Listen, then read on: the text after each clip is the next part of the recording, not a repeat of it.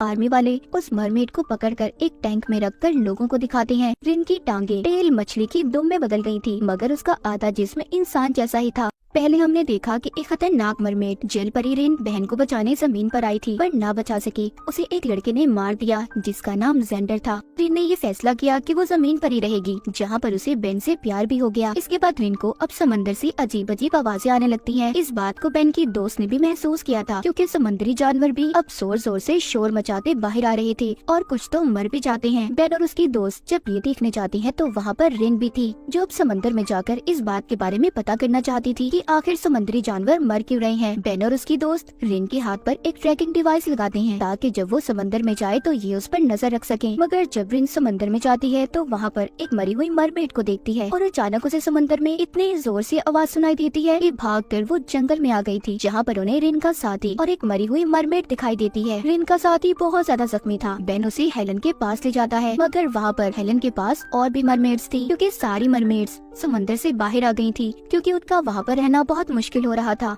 इसीलिए बेन अब सबको अपने घर में ले जाता है। बेन ने इस बात को पता लगा लिया था कि एक ऑयल कंपनी ने काम करने के लिए कुछ डिवाइसेस को समंदर में लगाया है, जिससे निकलने वाली आवाजों को मरमेड्स बर्दाश्त नहीं कर रही थी। यही वजह थी कि मरमेड्स की जान को खतरा था, मगर कंपनी का ये कहना था कि वो 8 महीनों तक डिवाइसेस को नहीं निकालेंगे। इसका मतलब 8 महीने तक उन सभी मरमेड्स को जमीन पर रहना था, लेकिन उनका ख्याल रखना बहुत मुश्किल था, क्योंकि वो कभी भी किसी भी वक्त गुस्से में आकर किसी पर भी हमला कर सकती थी। बेन रिन को गाड़ी चलाना भी सिखाता है और बाकी के मरमेड्स जंगल में मछलियाँ पकड़ने निकल जाते हैं। उनके साथ रिन की बहन की बेटी भी थी, जिसके पीछे जंगल में एक भेड़िया लग गया था, मगर बेन और उसकी दोस्त उसे बचा लेते हैं। रिन का हुक्म सारी मरमेड्स माना करती थी। रिन यहाँ पर सबको सभी बातों के बारे में समझाती है कि यहाँ पर कोई भी किसी को नुकसान नहीं पहुँचाएगा। दूसरी तरफ जब जेंडर को ये बात पता चलती है कि मरमेड्स बेन के घर पर रह रही हैं, तो वो बेन के साथ लड़ाई शुरू कर देता है। वो कहता है वो मरमेड्स बहुत खतरनाक हैं, वो किसी को भी नुकसान पहुँचा सकती हैं, जैसे उन्होंने मेरे डैड को मार दिया। इसीलिए अब ये बेन के घर जाना चाहता था, ताकि वहाँ पर जाकर सबको मार सके। पर इससे पहले ये बेन के घर जाता, वो सभी मरमेड्स को लेकर एक खुफिया जगह पर चला गया था। अब रिन को भी समंदर से दूर रहे काफी दिन हो चुके थे, इसीलिए उसका सांस भी अब ठीक तरह से नहीं आ रहा था। समंदर में नहीं जा सकती थी, इसीलिए बेन और उसकी दोस्त एक बहुत बड़े टैंक में समंदर का पानी डाल देते हैं, ताकि उसके अंदर जाकर रिन को सुकून महसूस हो सके। उधर बेन सपना देख रहा था। जो सपना बेन देख रहा था,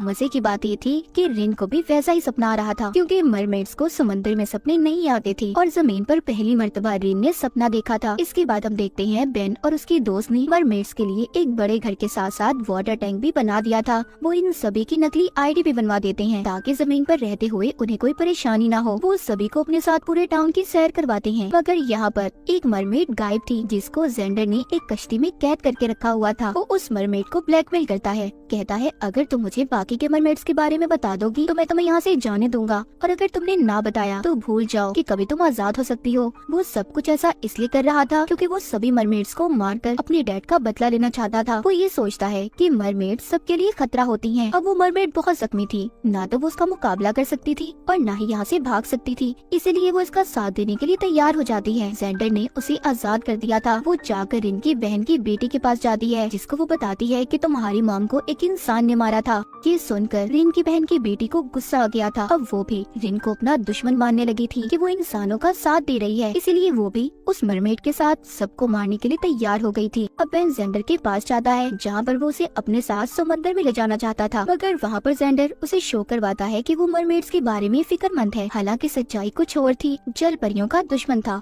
अब ये दोनों ऑयल कंपनी की डिवाइसेस के बारे में पता करने के लिए समंदर में चले गए थे। वही मरमेड जो जेंडर का साथ दे रही थी, जो रिन की दुश्मन थी, वो रिन की बहन की बेटी को लेकर अपने मरमेड साथी को मारने की कोशिश करती है और जाकर उसे जेंडर की कश्ती में कैद कर देती है। मगर अब ये जेंडर का भी साथ नहीं देना चाहती थी, इसीलिए उसे भी उस मरमेड के साथ उसने बंद कर दिया था, जहाँ पर जेंडर उस मरमेड को बहुत मारता है, मगर वो उसको बदले में कुछ भी नहीं कह रहा था। अब यहाँ पर जेंडर बेन को फोन करता है और उस मरमेड के बारे में बता देता है, जो रिन की दुश्मन बन गई थी। बेन सब जानने के बाद उन्हें वहाँ पर आकर बचा लेता है। उधर वो मरमेड जो रिन की दुश्मन थी, वो समझ रही थी कि रिन ही की वजह से सभी इंसान उनके दुश्मन है, इसलिए वो बाकी के मरमेड्स के पास जाती है और सबसे ये कहती है कि उन्हें रिन को खत्म करना होगा, मगर कोई भी इस मरमेड का साथ देने के लिए तैयार नहीं था। जिसके बाद रिन उसी मरमेड अपनी दुश्मन साथी को समझाती है कि हमें वापस से समंदर में जाने के लिए इंसानों की जरूरत है, वो हमारी मदद करेंगे। इसलिए मरमेड रिन की बात को समझ गई थी।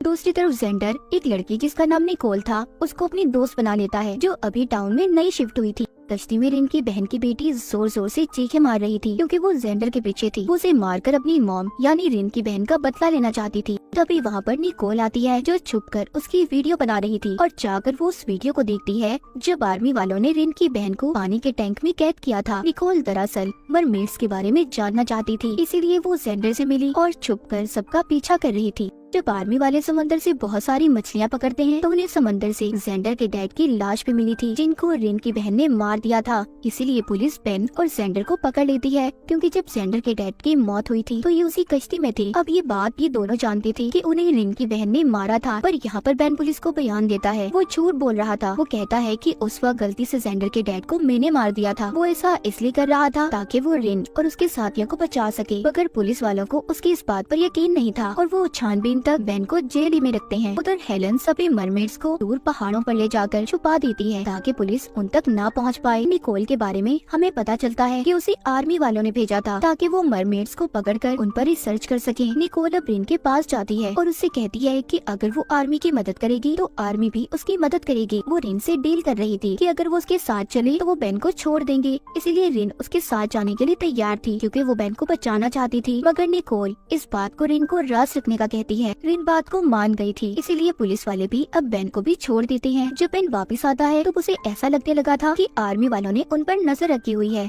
बेन और उसकी दोस्त इस बात को नहीं जानते थे कि बेन की जान रिन ने अपनी जान खतरे में डालकर बचाई थी। रिन अगले दिन निकोल के साथ आर्मी की लैब में जाती है जहाँ पर उसके कुछ टेस्ट लिए गए थे, मगर रिन जल्दी वापस आ गई थी। बेन के वापस आने के बाद सभी मरमेड्स भी पहाड़ों से वापस आ गए थे। अब बेन को भी ये बात पता चल जाती है कि वो ऑयल कंपनी जिसने समंदर में डिवाइसेस को लगाया हुआ था वो बेन के डैड की कंपनी है। इसीलिए वो भी फैसला करता है कि वो समंदर में जाकर सभी डिवाइसेस को निकाल देगा ताकि सभी मरमेड्स वापस से समंदर यानी अपने घर में जा सके। अब ये सभी मरमेड्स को लेकर कश्ती में समंदर में चला गया था। उधर बेन के डैड ने अपनी ऑयल कंपनी के लिए एक पार्टी रखी थी। अपनी तेल से भरी कश्ती आज रात सबको दिखानी थी, मगर बेन के प्लान के मुताबिक सभी मरमेड्स समंदर में जाकर सारी डिवाइसेस को निकाल देती हैं, जिसमें बहुत सारा तेल था। उस कश्ती को भी आग लगा देती हैं। ये काम करने के बाद बेन और उसकी दोस्त वापस से पार्टी में आ गए थे। उधर जेंडर और रिन का साथी मरमेड वो दोनों जेंडर की कश्ती में थे। वहाँ पर रिन की बहन की बेटी आकर उन पर हमला कर देती है। इसका मतलब ये था कि वो बाकी मरमेड्स के साथ समंदर में नहीं गई थी ताकि वो जेंडर को मार सके। जेंडर अपनी जान को बचाते बचाते गैस की पाइप को काट देता है जिससे उनकी पूरी कश्ती में आग लग गई थी। इसका पता जब बेन और उसकी दोस्त को चलता है तो वो उन्हें बचाने जाते हैं। बेन जल्दी से वहाँ पर जाकर जेंडर और रिन की साथी की जान को बचा लेता है। अब सभी मरमेड्स पानी में जा चुकी थी।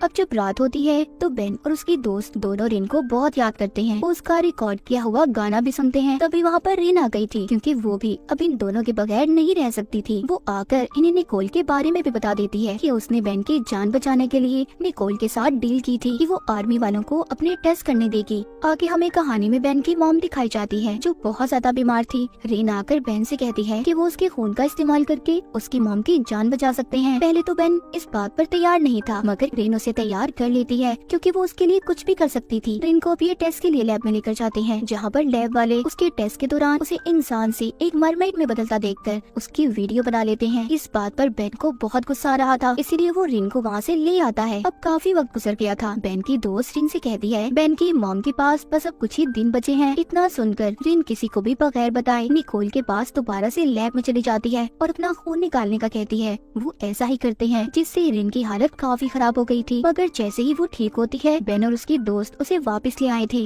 अब बेन भी बहुत परेशान था क्योंकि डॉक्टर्स ने बिना कोई रिसर्च किए बेन की मॉम को रिन का खून लगा दिया था। वो ये सोच रहा था कि पता नहीं रिन का खून उसकी मॉम पर क्या असर करेगा, इसीलिए रिजल्ट आने तक बेन को डॉक्टर्स घर भेज देते हैं।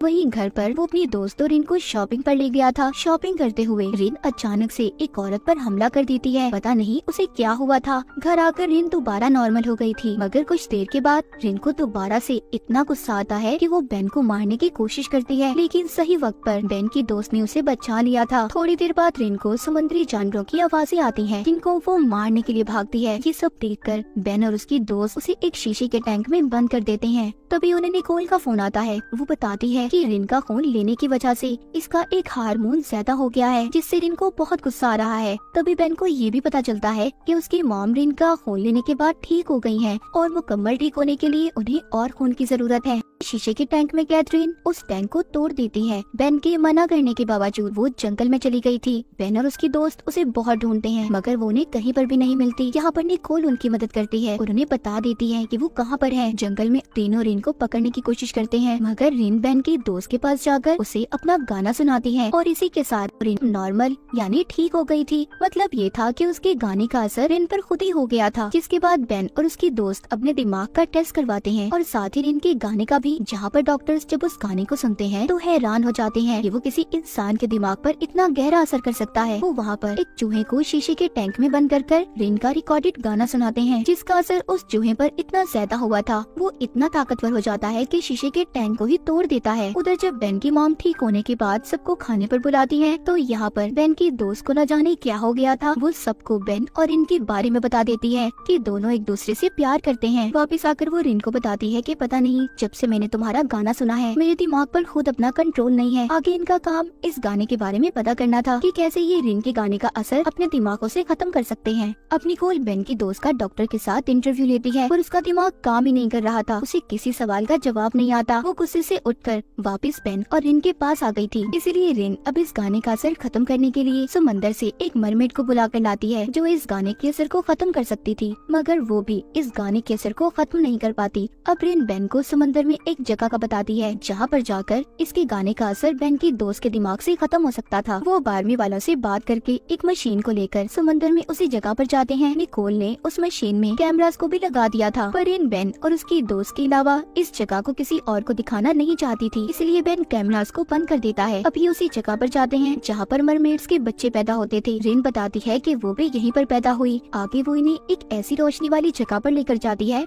जहाँ पर आकर बेन और उसकी दोस्त को बहुत अच्छा लग रहा था। ये एक जादुई जगह थी जहाँ पर मरमेड्स मरने के बाद अपने गाने को छोड़ जाती थी। वो यहीं पर बचते रहते थे। अब आखिर ये तीनों वापस आ जाते हैं। वापस आकर इनके दिमागों को आर्मी वाले दोबारा टेस्ट करते हैं। इन्हें पता चलता है कि इनके दिमागों से अब रिन के गाने का असर खत्म हो गया है। तो बेन और उसकी दोस्त बहुत खुश होते हैं। यहाँ पर हमें ये भी पता चलता है कि जब ये तीनों समंदर में गए तो निकोल ने इनके घर में कैमरास को लगा दिया था जो इनकी हर चीज पर खुफिया तौर पर नजर रख रही थी। इसके बाद रिन का वही साथी जो पहले जमीन पर आया था वो दोबारा से समंदर से जमीन पर आ गया था क्योंकि उसका समंदर में दिल नहीं लग रहा था। बाद में वो मरमेड हेलन के घर पर गया था। तभी हेलन के घर पर एक औरत आती है जो रिन के साथी को अपने साथ ले गई थी। जब ये बात हेलन बेन को बताती है तो इस बात का पता आर्मी वालों को भी चल गया था जिन्होंने कैमरे के जरिए इन पर नजर रखी हुई थी। वो समझ जाते हैं कि रिन के अलावा एक और मरमेड है जो टाउन में इंसान बनकर रह रहा है।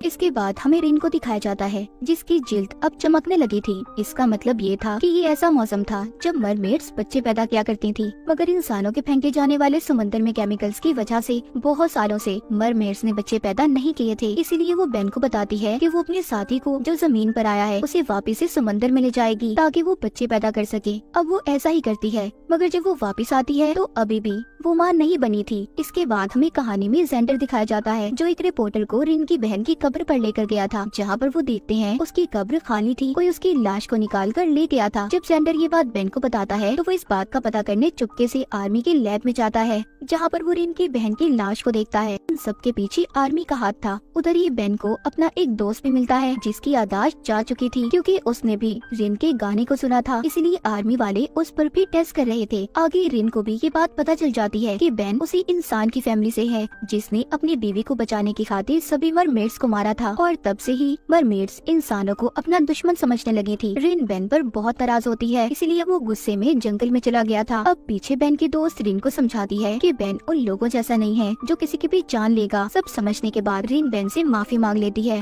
बेन और उसकी दोस्त ये फैसला करते हैं कि रिन के सेल्स को वो एक मरमेड के साथ मिलाकर दोबारा से उसके जिस्म में डाल देंगी जिससे रिन माँ बन सकती है। अभी ऐसा ही करते हैं मगर रिन के सेल्स लेने के बाद बेन उन्हें अपने पास ही रखता है क्योंकि वो आर्मी वालों पर यकीन नहीं करता था। हेलन रिन को अब अपने एक डॉक्टर के पास लेकर जाती है जिसने रिन का इलाज करना था। वो डॉक्टर रिन को एक बाथ टब में बिठा देती है जिसमें समंदर का पानी था। रिन की टांगे टेल मछली की दुम में बदल गई थी मगर उसका आधा जिस्म इंसान जैसा ही था। लेकिन यहाँ पर हेलन की डॉक्टर ने भी एक धोखा दिया था। वो रिन के सेल्स को किसी और लड़की के जिस्म में डाल देती है जिसके बारे में अभी तक कोई भी नहीं जानता था। इसके बाद कहानी में हम एक रिपोर्टर को देखते हैं जो रिन की मरमेड्स में बदलने की तस्वीरें लेना चाहता था, इसीलिए वो रिन के पास आता है जहाँ पर रिन बेड पर बेहोश थी। वो उसे उठाकर अपने साथ ले गया था। ये बात बेन और उसके दोस्त को भी पता चल जाती है, मगर जब तक वो रिपोर्टर रिन को गाड़ी में ले जा चुका था। जब गाड़ी में रिन को होश आता है तो वो उस रिपोर्टर को धक्का देती है, जिससे गाड़ी समंदर में गिर गई थी। वहीं पर बेन आकर उन दोनों को बचा लेता है। उसे ऐसा लग रहा था कि रिपोर्टर उसका राज किसी को नहीं बताएगा कि वो एक मरमेड है, मगर वो रिपोर्टर रिन की ली हुई तस्वीरें टीवी पर चला देता है, जिससे अब पुलिस और आर्मी वाले सब रिन के पीछे थे। बेन और उसके दोस्त रिन की जान बचाते हुए उसे एक खुफिया जगह पर ले जाते हैं। वो 2 महीने तक उसी गुफा में रहते हैं, क्योंकि पूरे टाउन में आर्मी ने कब्जा कर लिया था और सब लोग बस रिन को ही पकड़ना चाहते थे। ये रिन को लेकर बॉर्डर पर जाकर दूसरे मुल्क में जाना चाहते थे, मगर जब ये बॉर्डर पर पहुँचते हैं तो वहाँ पर पहले ही से आर्मी वाले मौजूद थे। उधर हेलन और उसकी फैमिली के लोगों को भी पकड़ लिया गया था और उन पर अजीबोगरीब टेस्ट किए जा रहे थे। अब बेन सेंडर के साथ मिलकर एक मरमेड को पानी से पकड़कर आर्मी वालों को दे देता है, ताकि आर्मी वालों को लगे कि अब कोई मरमेड उनके पास नहीं है। जहाँ पर वो आर्मी वाले उस मरमेड को पकड़कर एक टैंक में रखकर लोगों को दिखाते हैं और उस पर बुरी तरह से एक्सपेरिमेंट कर रहे थे। अब जब बेन बॉर्डर को पार करने की कोशिश कर रहा था तो उन्हें पकड़ लिया जाता है, जहाँ पर बेन की दोस्त को गोली लगी थी। बेन और रिन को पकड़ लिया गया था। तभी बेन अपने ख्यालात से बाहर आ जाता है। इसका मतलब ये था, ये सब सोचकर उसने उस रिपोर्टर को पानी से बाहर निकाला ही नहीं था। यानी कि बेन ये सोच रहा था कि अगर उसने उस रिपोर्टर की जान बचा ली तो वो ऐसा ही करेगा, इसीलिए वो उसे गाड़ी में ही मरने के लिए छोड़ देता है, ताकि उसकी वजह से रिन का राज कभी किसी को पता ही न चल पाए। कहानी के आखिरी सीन में बेन, उसकी दोस्त और रिन को दिखाया जाता है, जो तीनों हंसी खुशी अपनी जिंदगी गुजार रहे थे। और इसी के साथ सीजन 2 की कहानी यहीं पर खत्म हो जाती है।